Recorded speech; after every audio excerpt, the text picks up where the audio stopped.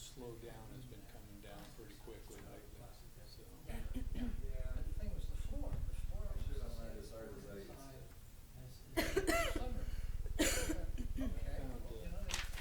after I sold the Triumph, I said I was just going to keep the North. Today on Craigslist, I found a 2007 DR650 Suzuki dual sport with 13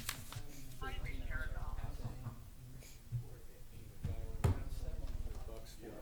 So yeah. Yeah. But that's a grocery Lester, getter. we have like 1 minute. Plastic pipe. I've got a Duct tape. 99 cigar sitting under F4. Do you know Harvard year. what the name of the park is that's right next to this property? It's actually part of Wappo Park. I think it might just be called, is it just Bridge Park? Is it Wappo? I think it is. It's part of it, but they're not actually connected. And I think it does have a separate name. I think it might be called Bridge Park. Maybe? It would make sense. Hand signals.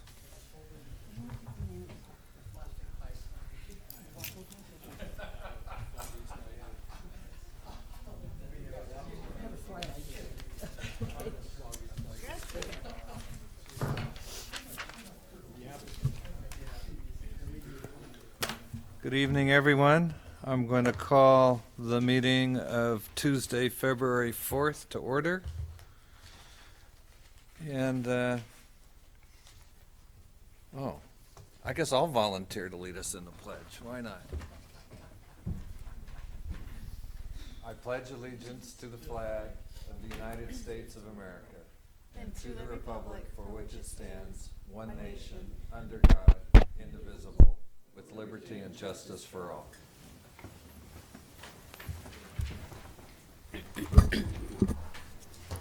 Would you call the roll, please, Ms. Gamero? Commissioner Monette, Here. Commissioner Anderson, Here. Commissioner Hale, Here. Vice Chair Pont, Here. and Chair Hardy. Here. That brings us to the public forum. This is an opportunity for members of the public to address the commission on items that are not on the agenda. And if someone does comment on an item not on the agenda because it's not on the agenda, we can't respond. But that's in the nature of the public forum. Is there anyone who would like to speak to us on an item not on our agenda? Seeing none, that's it for the public forum. And that brings us to our one and only consent item, the minutes from the special joint City Council and Planning Commission meeting of January 21st, 2020. Any member of the commission and any member of the public may request that a consent item be removed from the consent agenda for discussion. Is there anyone who would like to make such a request? Commission? Public? If not, then I would entertain a motion. Move the consent agenda? Second.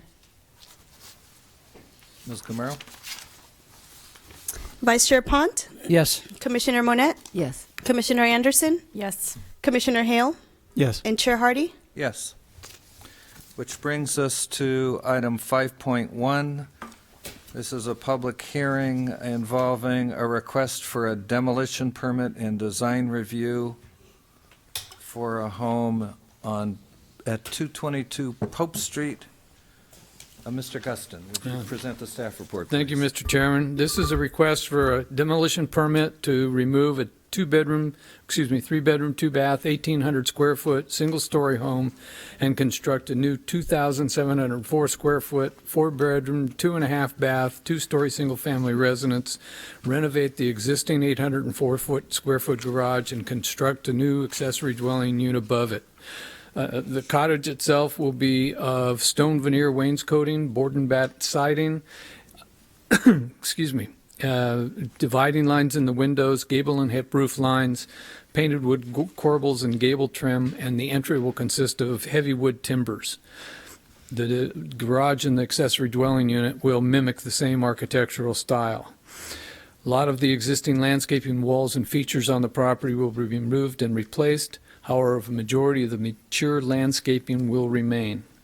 As far as general plan conformance, the main issue is the historical issues, and a record search was conducted by the California Historical Resources Information System, Northwest Information Center, and they got an acronym that I can't figure out.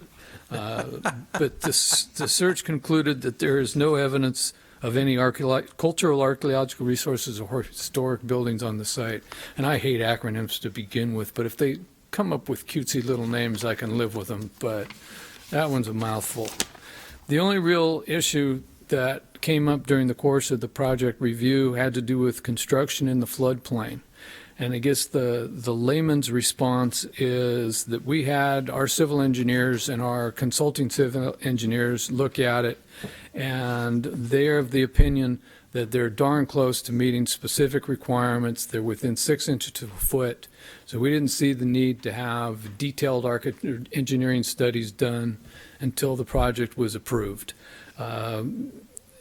It's minor, but it's worth noting that there might be slight changes in the elevation. We have the city engineer is on phone if you have any specific questions. I tend to shy away from the details of civil engineering because it's not my field. A couple of things related to the floodplain that's important to note, and on your desk in front of you, there is a memo from the city engineer that was produced over the last couple of days, and it suggests specific amendments to the recommended conditions of approval. Specifically, we had a duplicate. 26 and 25 were the same, so we're going to remove one of those. And then condition number 36 will be amended to include the sentence that the applicant is responsible for securing any regulatory permits as necessary from state or federal agencies, and that addition obviates the need for conditions 32 and 33, so we're recommending that they be struck, and those were the ones that required specific consultation with the Corps of Engineer and Fish and Game. So with that, staff is of the opinion that the project is presented before you tonight, and with the amendments to the conditions of approval that we're suggesting, can be found to conform to the zoning code and general plan, and we recommend approval of the project subject to the findings and revised conditions set forth in the resolution. And the applicant and his architect are here to answer any specific questions that we can't. Mr. Chairman? Thank you, Mr. Guston. Are there any questions for staff? I have a question, but you can go first. Please. Go ahead. I was just wondering if what the engineers, these corrections and so forth, and what you said initially, that the engineers will go in and take a closer look after the project is approved, will that cover the issues that Dante Bini raised? They're related, but there was one aspect of Binti's comments that we're not sure are totally valid, but they're worth exploring. But whether or not this project affects those is doubtful. But that will be explored by the engineers. The engineers will look at it, but whether or not it's going to result in any substantial changes to the flow of the river is doubtful. Right, but if it is, then you'll Yeah, make those then changes. it's got to be fixed. Okay, thank you. Floodplain, not in the floodway. Pardon me? I've been saying it's in the floodplain, not in the floodway. The construction is in the Yeah. floodplain. Yeah. Yeah, that's a significant distinction. Yeah. Being that we have a dwelling unit that is now at least partially in the floodplain, does that change anything at all? You can build in the floodplain, but Chapter 1520 of the Municipal Code sets specific standards for elevation. And they're very close. Like I said, it may be 6 inches to a foot, but it's entirely doable. You have to be 18 inches above and no habitable space. So the plans show a crawlway that I would have liked to seen a section, what we'll get after it's all said and done. I think they're very close, and that's why we didn't require them to complete all of the detailed studies until they had their approval. If they were 2 or 3 feet off, we'd have taken a different approach. but they're so close, and it may not be any habitable space. So, Yeah, you can go one way or the other on it until you get the detailed drawings. yes. Okay. But if it was any farther of a deviation than 6 to 12 inches, we probably would have taken a different approach. But our codes do not differentiate between a garage and a habitable space? That's correct. A garage is not considered habitable unless it had a subfloor that, Okay. like a basement, for lack of a better term. In this case, it doesn't. But the ADU is, but it's well above. Well above. What about access to the ADU? I couldn't answer that specifically, but I believe the stairway was above the back of the house. The architect might be able to answer that. Okay. Mr. Guston, the crawl space where this elevation requirement applies, is that under the new house then? Yes. Yes. So the new home is in the floodplain? Not necessarily. It's a fine line, then we have a more detailed engineering plan that we can show on the screen. But again, it was more of abundance of caution and putting everyone on notice than something that we could specifically identify as a problem. So rather than either blow it off or go completely nuts on redesigns, they're close enough that it's fixable if necessary.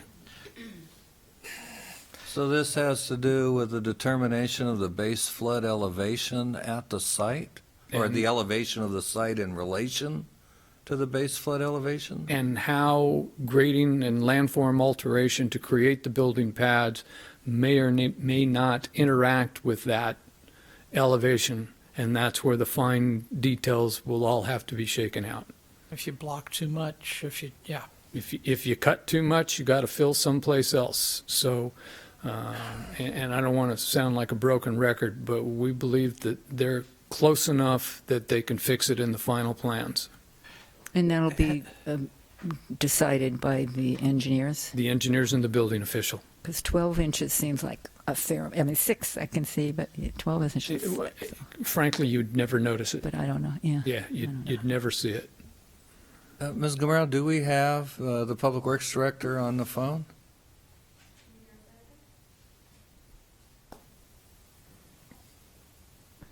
Erica, can you hear us? Yes. Submitted by the engineers. The engineers and the building official.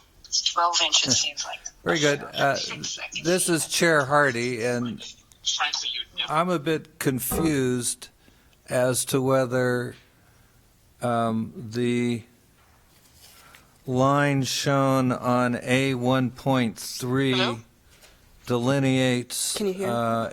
in the hatched area. Can you repeat the question? Is the hatched area shown on A 1.3 in the floodway or the floodplain? It says floodway on the on A 1.3.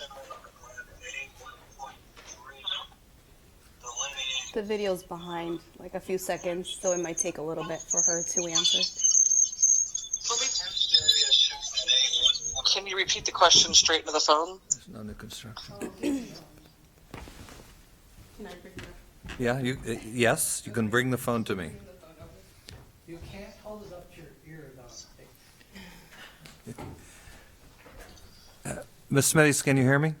Yes, I can. Okay, so again, I just want to confirm that the hatched area shown on sheet A 1.3, which is identified on the sheet as floodway zone AE, that hatched area is in the floodway, is that correct? Correct.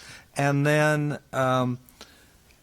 ordinarily, I would expect that on the other side of that boundary, we would be in the floodplain. Correct. Okay, so is it the case here that the house is in the floodplain, but only a portion of the existing garage is in the floodway? Am I reading that? Okay. Or special hazard areas as the FEMA map shows. It's in the special hazard. Right, but what we typically refer to as the floodway. Okay. And is there any new construction in the floodway? Is that directed towards me? Yes, that is directed towards It you. looks like they're doing their. I mean, I know there's a second story being added, but I'm talking about at grade. I would have to review the Okay. plans for it. It What- looked like they were just trying to make improvements on what was existing already. Right. So that may be a question for the applicant's architect. Thank you, Ms. Smithies. That's all I have, but there may be other questions for you. Commissioner Pont, do you have a question? Yeah. Then let me pass you the phone. Oh, I get the hot potato. That's right. Vice Chair Pond, would Yes. you mind putting the phone closer to the microphone? so Is that close enough now? I believe so. Well, Erica, you want to say something? I'm listening. Is that loud enough? Is it being Sure. picked up? Okay. Being that the garage is in the floodway, and it looks to me like the envelope is getting slightly larger in the floodway, do they have to do a blockage analysis?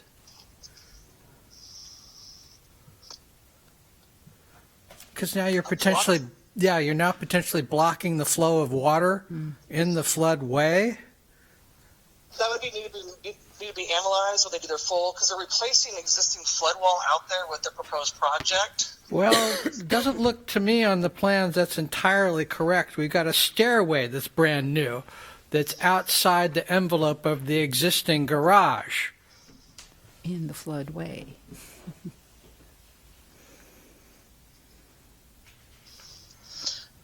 I would have to review that and get back to the commission on that.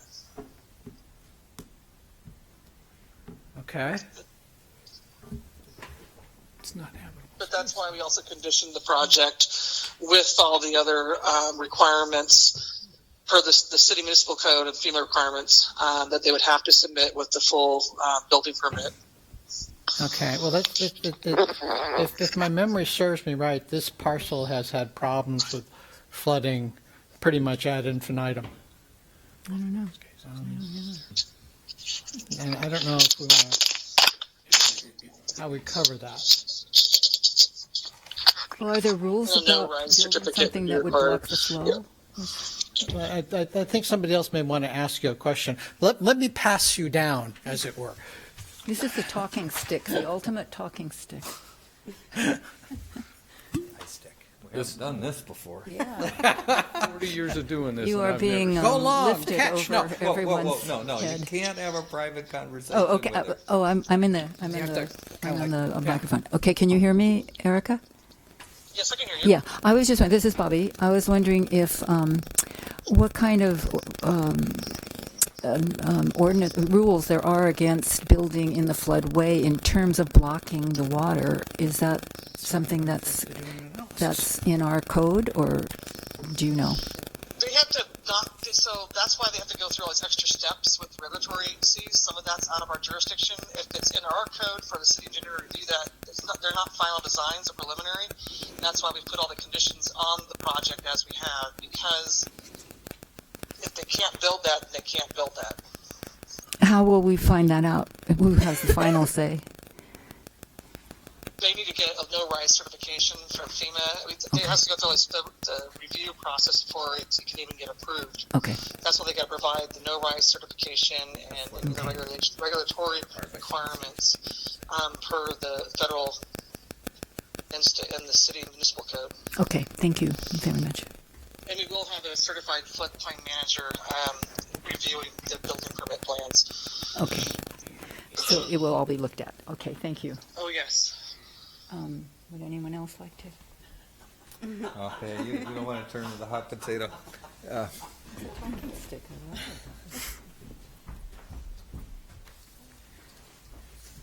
Anyway, it's only Granny. Chair Hardy, I believe the applicant's architect could respond to some of the questions that were just raised, if you want to Sounds open the good to hearing. me. Okay. We'll open the public hearing, and please respond as best you can. Thank you, Commissioners. It's great to be here. This is always an important part of Oh, project. and you should identify yourself for the record. My name's please. Toby Long. I'm the architect working with Mario Chinchero and Jed Curry on this project at 222 Pope. Thank you.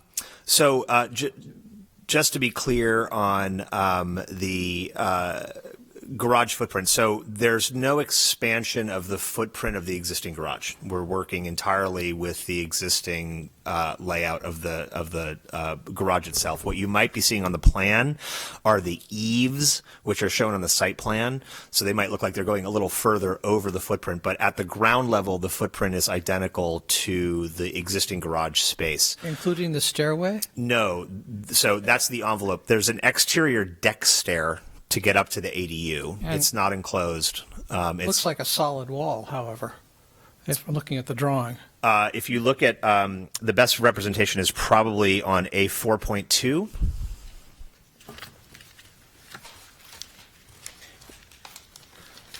So there's a little guardrail. If you look at a 2.3, which shows the plan, there's a little guardrail outside the entry balcony, and then the staircase descends towards Pope Street. There you go. So that's the staircase. You can see the door on the right-hand side, and the staircase descends from that point towards Pope Street or towards the garage, or sorry, towards the parking area. And if you look at a 4.2, you'll see that that is just an uncovered exterior deck stair, which is access only. It's not conditioned space. Yeah, I was looking at 1.3 that really does look like it's a solid wall, stem wall there. 1.3. Yeah, I mean, you're seeing the guardrail just on our model there, but that's not an enclosed stair. That's See, the guardrail disappears further up. So yeah, I think looks it's just like how the it's a solid stair object showing on the model on that plan there. But if you look at the exterior elevation, you'll see it's just an exterior staircase, Okay. likely framed out of wood, probably on a concrete footing or pad at the base of the a base where the stair touches the ground, with a metal guardrail that goes up to the entrance to the ADU. You'll also note on the exterior elevations of this part of the project, at the base you'll see our note that we've accounted for what's called a flow-through opening. So at the base of this garage wall, we're required under the California Building Code that when you're building in floodplain areas, you have to account for a certain amount of area in the opening of the wall to allow water to pass through and alleviate the hydrostatic pressures on the outside of the structure, so that these uninhabitable areas, which are mostly concrete slabs, are not also subjected to structural risk at the time of a flood. So those are just going to be small louvered openings, and there's 6 of them that run around the periphery of the exterior of the building, and that's, again, all driven by the building code requirements. This is floodway, not floodplain. Floodway. A portion of it's in the floodway, portions of it's in Yeah, the floodplain. There's a difference between the two. Right. In the Big build difference. under FEMA, under the California Building Code, it doesn't make a distinction. It just looks if you're in a flood zone. Whatever the semantics are, if you're in an area that floods, you're required to relieve the hydrostatic pressure from your structure by having openings into the walls. So that's what's accounted for, as you can see those little louvered openings in the stone base of the building. What do you know about the regulations around blocking flood water? I've never heard anything around blocking water. I'm familiar with it as it relates to the structure, but not the flow of water at large. Because it could put the water into the rest of, into the other, where the house is, and into an area. Yeah, I mean, we've designed the building to be, as we understand, compliant with the FEMA requirements. We're 12 inches above the base flood elevation, which was all dictated by the surveyor, and I believe there's mapping that shows that from both FEMA and in the title report for the property.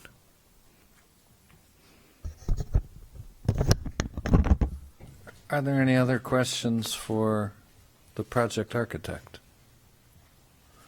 I guess I could ask you, how wedded are you to having a lawn?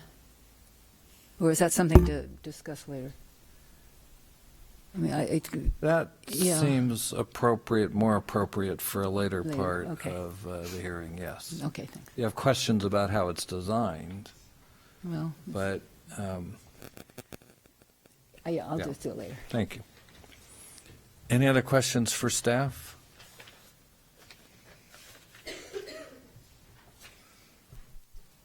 Then, with the public hearing still open, this is the opportunity for the applicant or the applicant's representative to speak on the project, and then we'll go on to anyone else. But Save your words. Or? Don't have a statement prepared. neither do we. Doesn't slow us down. Yeah, I mean, I'll start. Obviously, I've been fortunate enough to work with Mario and Jen on this on the property that they've acquired as of several years ago. We know there's a kind of unclear history as to how this property's been used. I think currently it's being rented to Mario's family to sort of occupy until this project is in motion. The house is a lot in disrepair. It's going to be very difficult to renovate. As with a lot of my work, people are choosing to build new for all of the reasons of current construction and looking forward to the next 100 years. We've conceived of this project mostly as a replacement project, obviously adding density to with the ADU over the garage, but the house is more or less in the existing footprint of the current home, obviously setback compliant this time around. The architecture, I think, is inspired by our clients, is traditional in nature. We're trying to bring together a little bit of craftsman language with a little bit of European country flair. I think it fits well into the culture of wine country, certainly into the vernacular of St. Helena. We're investing into high quality materials. This is going to be a meaningful project. There's a lot of bent timber that we think really characterizes the entryway that will be thematic to the interior of the home.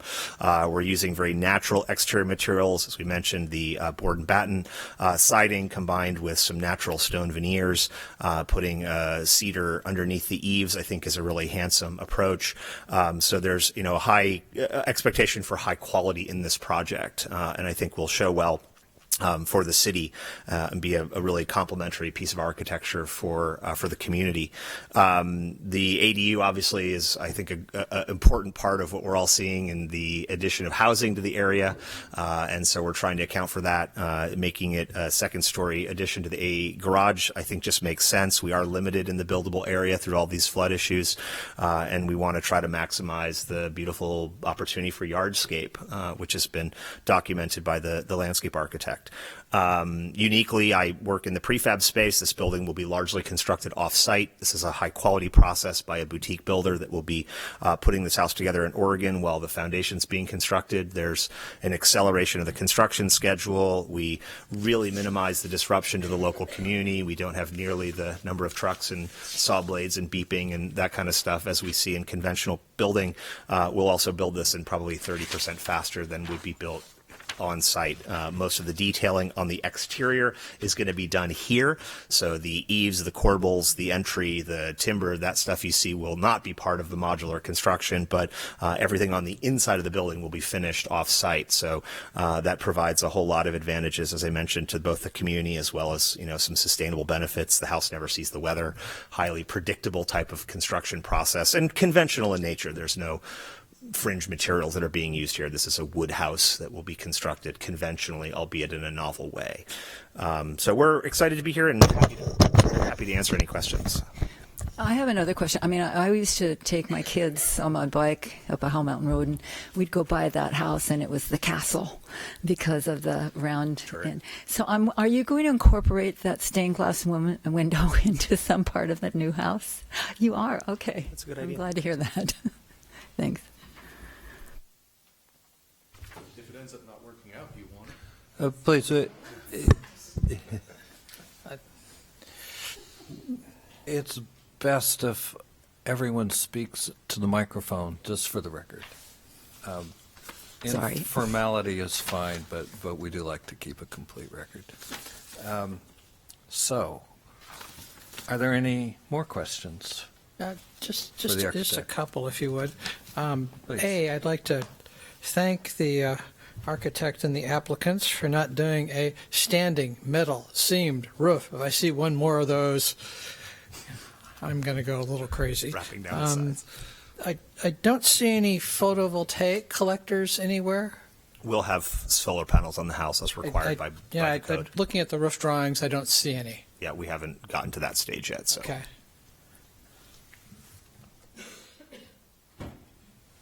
Mr. Hale? I have no question. Commissioner Anderson?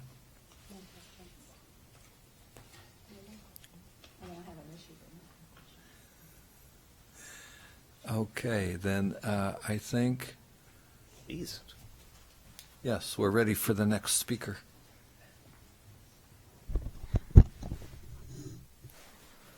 Hello, my name is Jennifer Trincaro. I just felt that it was important to make it known that I grew up here. I'm happy to be a proud St. Helena, born and raised and grown, and that we're continuing to be here. We've established a life here. I'm a registered nurse. I work at the Queen of the Valley. I'm on the board of the Preschool for All Foundation for our community. And my husband works here in town at a local winery. We are very invested in this community and in this town, and we want to have a family here that grows up here just like we did. And so I thought it was important for you all to know that we're very invested in this community and in living here and in staying here. Yeah, that's all. I just wanted you to know us a little bit. Thank you. All right. I do have another question, but that's all right. A question for whom? I believe either perhaps the city or the applicant. I'm not sure. I was just wondering if there had been any discussion. Start with staff, then, Pardon? please. Staff, Start yeah. with staff. Okay. If there had been any if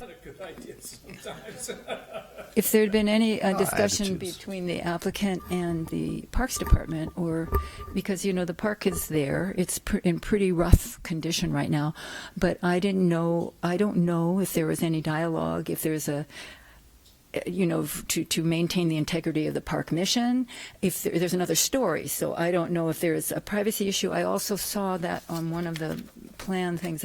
I think there are going to be trees, shield trees planted between where the granny flat is, where the ADU is, and the park. Is that accurate? Because that would take care of my concern, but There's an existing cypress hedge, I believe, in front yeah, of I the was there property. today. It doesn't really shield it, but I don't even know if it's something that's done or if that's something yeah. Would you please clarify the question then?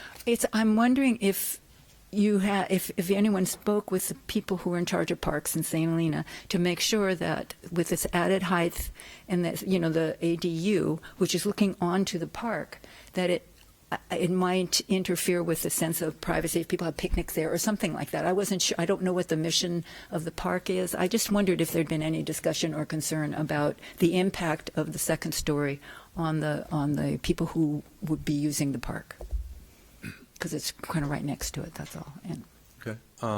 Well, to introduce myself real quick, I'm Yeah. Mario Trincaro. Nice to meet you. Just outside the site plan, in fact, on the park property itself is actually a stand of redwood trees. There's, I think, at least 4 there. So as far as visual concerns, those provide quite a bit of screening. But whether or not we directly engaged the Parks Department, no, we did not. okay, To my knowledge. yeah. And for your privacy too, I'm thinking if people are there. And part of the answer to that is it's not common practice. It's not. Okay. Thank you. I didn't know. Had it been adjacent, there might have been some discussions, but with the street intervening, the extensive landscaping. Oh, it is adjacent to yeah. part of it. It's across the street, I thought. No, there's right next to the garage. In any event, Right, it's yeah. not generally done. Okay. Thank you. I didn't know. Well, I think we've heard from every member of the public who's here tonight, but before I close the public hearing, I'll give everyone one more chance. But if there's please. I have no more comments. Okay, that's official. So the public hearing is closed, and we can reopen it if need be as a consequence of our discussion. So I'll bring it back to the Planning Commission for discussion. Commissioners, what's your pleasure?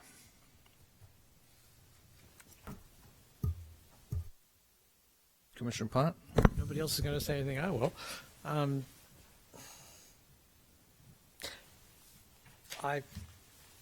like the design. Once again, I really appreciate no standing metal seam roof.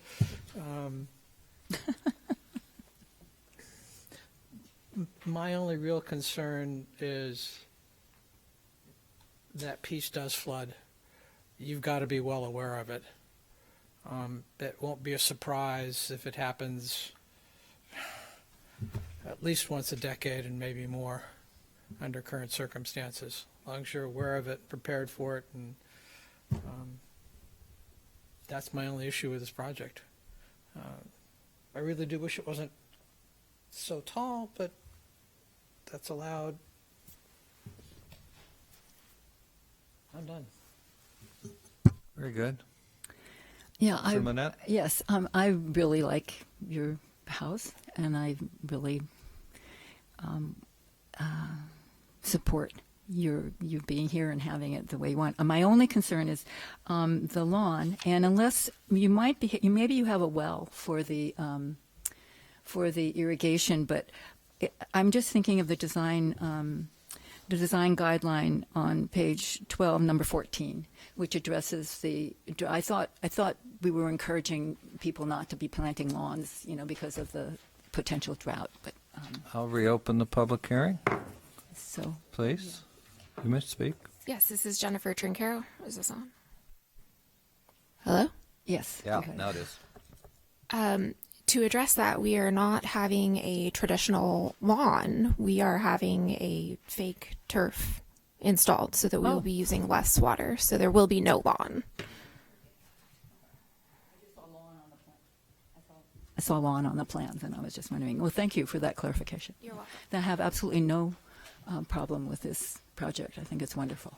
Just to make clear, if you go one page more and you look at the L2 page, you'll see that it's synthetic turf. And I think the gist is that it's adjacent to the bocce court, so it's just a nice spot to hang out right there by the court. So, Excellent. Thanks. I'll close the public hearing. Commissioner Anderson? I have no issues with this project. Commissioner Hale? I think it's generally well conceived, well presented. I don't have an issue with the requirements that you dig a little deeper and present that, and I trust our staff to get through that and hold. That's why they're there. So I have no issues. Thank you. I met with staff earlier today just to make sure that I understood how the flood mapping works in terms of the conditions of approval. I wasn't sure I understood the map correctly, but as best I understand it, with respect to the residents, because it's entirely within the floodplain, but not at all within the floodway, there's a minimum elevation for finished floor above the base 100-year flood elevation. And I do understand why at this level of design additional information would be necessary in order to make a final determination as to the elevations. One wouldn't ordinarily go to a construction level of detail in presenting a project for design review. And with respect to the floodway, to the extent that engineering calculations, I no longer remember the name of that set of rules, but in any event, for any new construction and for some alterations of existing construction on a floodway, engineering calculations are required to meet federal standards, and that's to the extent that any permitting is required in connection of that, it would be outside the city's jurisdiction. And I'm sure the city's engineer will review whatever she needs to make sure that the city can appropriately issue the construction permits at that time. So those were my technical concerns. unrelated to what ordinarily would be of the core of our discussion in a design review setting, but this site does bring them up. I like this project. I like the house. I like the way it looks.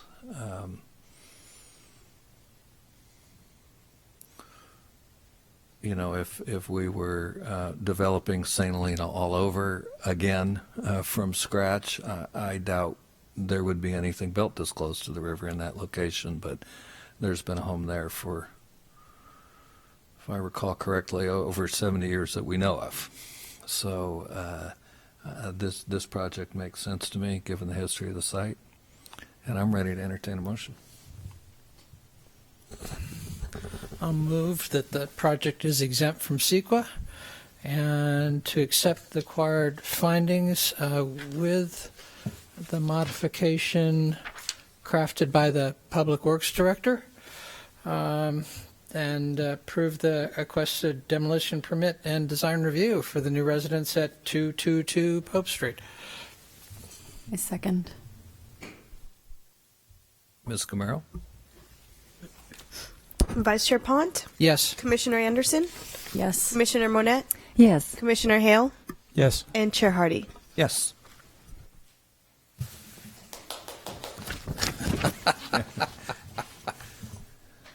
This was the easy part, actually. Good luck with the rest of it.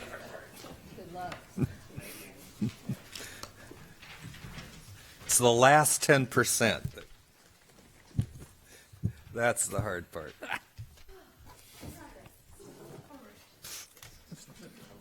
Okay, so that takes us to department reports. Yes, thank you, Chair Hardy. Another update on the comprehensive zoning code update. I have a conference call scheduled tomorrow with the consultant to go through some potential questions for the stakeholders, and to also to let you all know that you are obviously one of the stakeholder groups that the consultant team and staff will be interviewing, and you'll be receiving an invitation the next week from Sophia of our staff for a place and time of where those interviews will be. And so we'll be observing Brown Act rules, so to make sure we don't have too many of you in the room at the same time. But that will be a very important milestone in the project, getting the feedback from the community.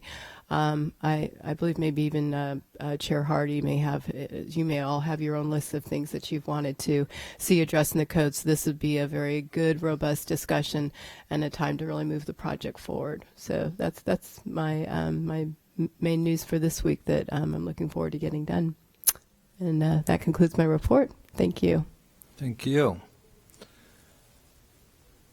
Agenda forecast, as everyone knows by now, is a link.